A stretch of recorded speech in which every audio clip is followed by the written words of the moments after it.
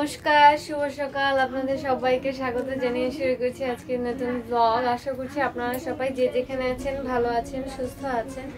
এখন ঘড়িতে সময় 10:06। শম্পার মা বৌদি না তো, মানে শম্পার বৌদি আর কি, উনি এসে ডাকলো। ওনাদের কালকে একাদশী করেছে, তো আজকে হচ্ছে ভোগ দিয়েছে ঠাকুরকে। তো সেই ভোগ খাওয়ার জন্য আমাদেরকে যেতে বলেছে, সেজন্যই উঠেছি। খিচুড়ি এমনিতে আমার খেতে খুব একটা ভালো লাগে না, দেখি হয়তো যেতে পারি, ডেকে গেছে যেহেতু যাব। তো আর কালকে রাতে থেকে বৃষ্টি পড়ছে, দেখাচ্ছি দাঁড়ান আপনাদেরকে। কালকে রাত্রি থেকে বৃষ্টি হচ্ছে, এই যে বৃষ্টি হয়ে পুরো গাছপালা ভিজে আছে একদম। আর ওই যে ওখানে ওই গাছটাতে ওই যে ফুল ফুটেছে দেখতে পাচ্ছেন, এই যে ফুলটা, এই যে ফুলটা, এই ফুলটা থেকে কি যে গন্ধ বেরোচ্ছে। এই যে দোলন চাপা বাহির থেকে দেখাচ্ছি, তাহলে ভালো বুঝতে পারবে। এই ফুলগুলোর গন্ধে মানে কি বলবো, ঘর পুরো মোমো করছে, এত সুন্দর গন্ধ। আমার আবার বেশি ঝাঁঝালো গন্ধতে মাথা ব্যথা করে। আজকে সকালে হচ্ছে আমাদেরকে কাকিদের ঘরে খেতে বলেছে, তো দুবার এসে ডেকে গেল। এখন হচ্ছে যাচ্ছি, আমি যাচ্ছি, বোনা যাচ্ছে, আর যাচ্ছে ফাটু ভাই। কাকি ভোগ প্রসাদ রান্না করেছে, ভোগ তো না কাকি খাবো। হ্যাঁ, এই ঠাকুরকে দেওয়া হয়েছে, এখন আমরা সবাই মিলে খাবো। কাকিও আছে, এই যে ঠাকুরকে খুব সুন্দর করে সাজিয়ে গুছিয়ে পুজো দেওয়া হয়েছে। তা এখন আমরা সবাই মিলে খাবো।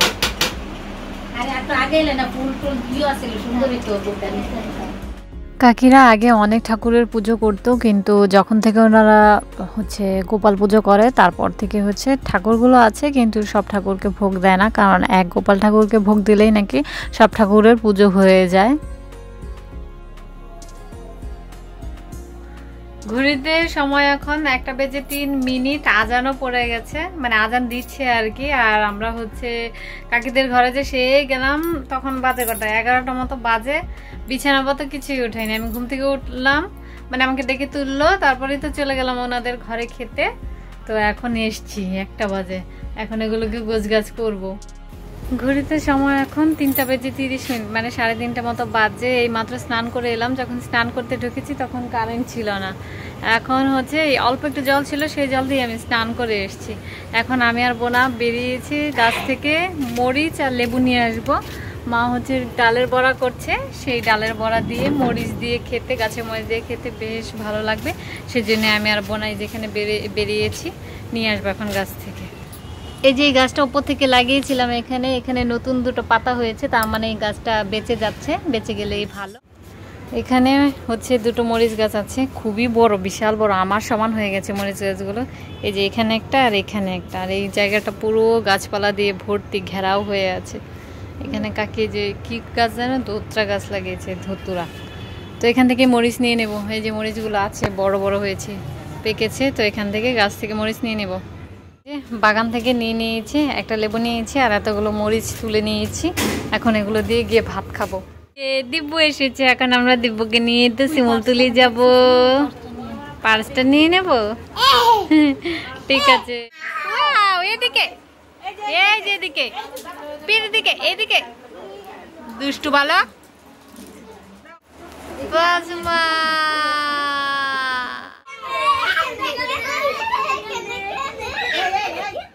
দিব্যুরা এখন চলে গেল, ওকে আমরা এগিয়ে দিতে গেলাম ওদের গেট পর্যন্ত।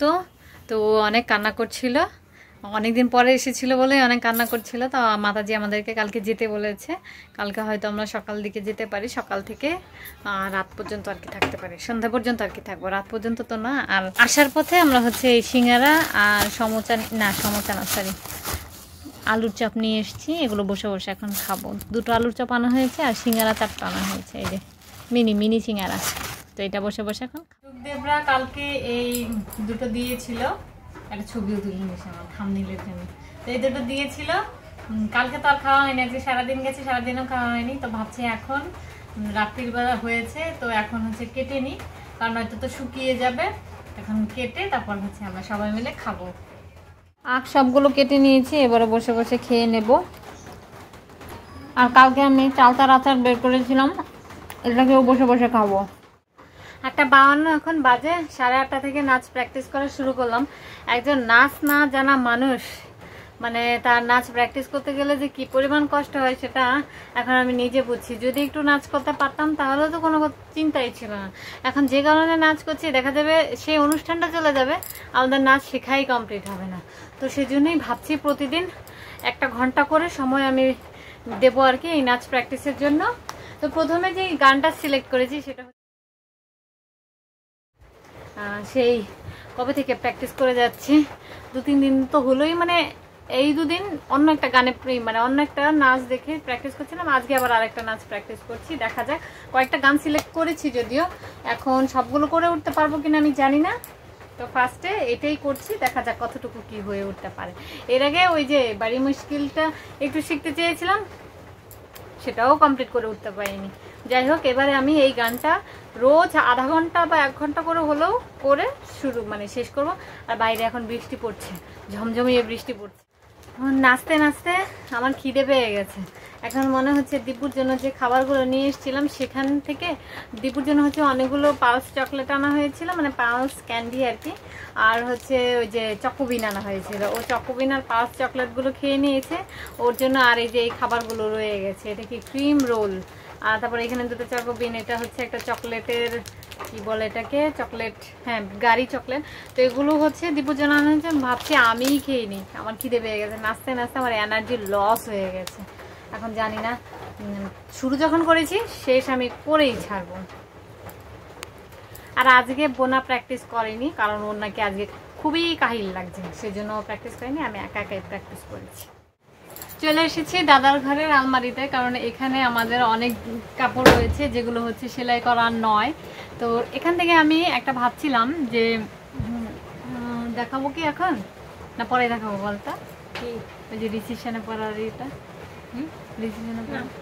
আচ্ছা এখন দেখাবো না, সেটা পরে দেখাবো, আপনাদের সঙ্গে শেয়ার করবো। তো ওই জামাটা হচ্ছে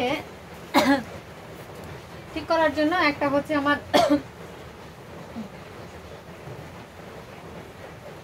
কি বলছিলাম, ওই জামাটা আমাকে একটু ঠিক করতে হতো, সেজন্য না আমি হচ্ছে আমার নিজের কি পার্টির জন্য জানি কি, হ্যাঁ ব্যাচেলার পার্টিতে বানানোর জন্য একটা কাপড় কিনেছিলাম, মানে গজ কাপড় কিনেছিলাম, যে আমি ভেবেছিলাম আমি নিজে ডিজাইন করে বানাবো আর কি, সেটা পরে আর বানানো হয়নি। তো সেই কাপড়টা এখন আমি একটু বের করছি, কারণ ওই কাপড়টা দিয়ে একটু পেয়ে গেছি। ওই কাপড়টা দিয়ে আমার এখন একটা কাজ আছে, আমি একটা জিনিস বানাবো, সেই জন্য আর কি বের করা। তো দেখি সেই কাজটা কতটুকু কি করতে পারি।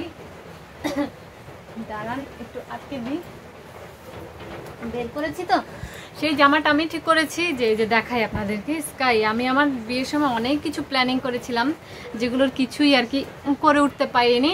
তার কারণ হচ্ছে মানে আমি ভেবেছিলাম যে বাংলাদেশে হয়তো আমার বিয়ের একটা অনুষ্ঠান হবে, কিন্তু সেটা হয়নি। দাঁড়ান ক্যামেরাটাকে আগে ওই পাশে। বলে না মানুষ যে বেশি শখ করলে সেই শখটা পূরণ হয় না, আমার ক্ষেত্রেও তাই হয়েছিল।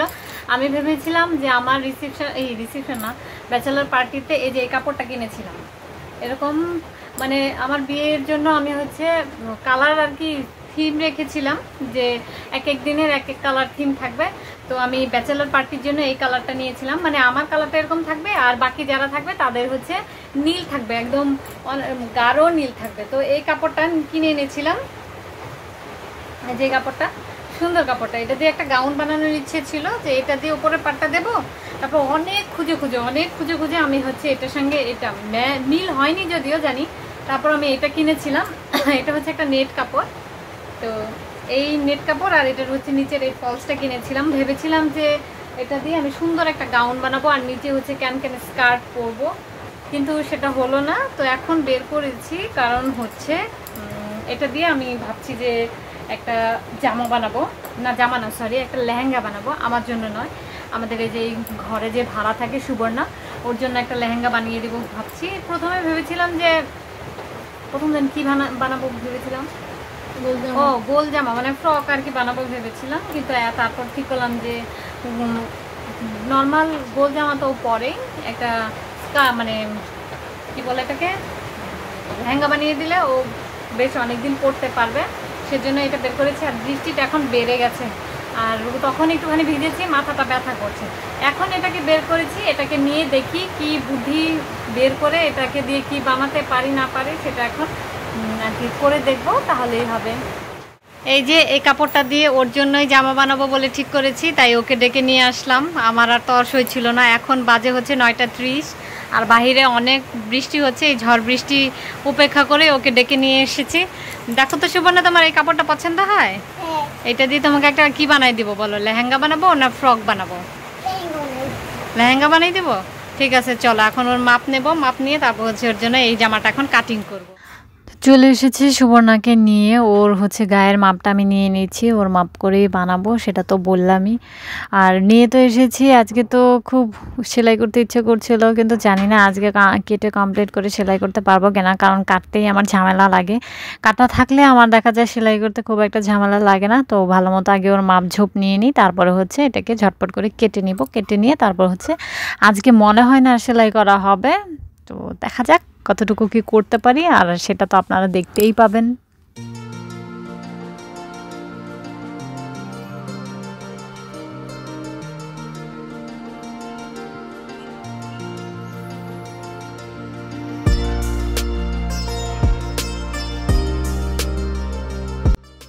এই যে আমি এই কাপড়টা কেটে নিয়েছি, এটা হচ্ছে একটা লেহেঙ্গা বানাবো আর কি। লেহেঙ্গার নিচের পাটটা কেটে নিয়েছি, আর অনেকটাই ঘের হয়েছে মোটামুটি। আশা করছি বানানোর পরও ভালো লাগবে। দেখি কালকে হয়তো সেলাই করা শুরু করব, ইচ্ছে আছে। দেখা যাক কতটুকু কি হয়। আর এটা তো বললামই অনেকদিন আগে এনেছি। আর এখন বাজে কটা রে? অনেকই বেজে গেছে মনে হয়। 11টা এখনো বাজে নেই, 11টা23। বাবা, 11টা23 বেজে গেছে। খেয়ে চলে এসেছি, মানে এটা কাটার পরে খেয়ে এসে এখন আর কি দেখছিলাম কেমন লাগে। আর একটু বড় হলে আমারই হয়ে যেত, বাস যদি আমি ফ্রক করতে চাই তাহলে আমারই হয়ে যাবে। তো এখন মশারি টানাবো, মশারি টানিয়ে শুয়ে পড়বো। ঘুম পাচ্ছে এবারে।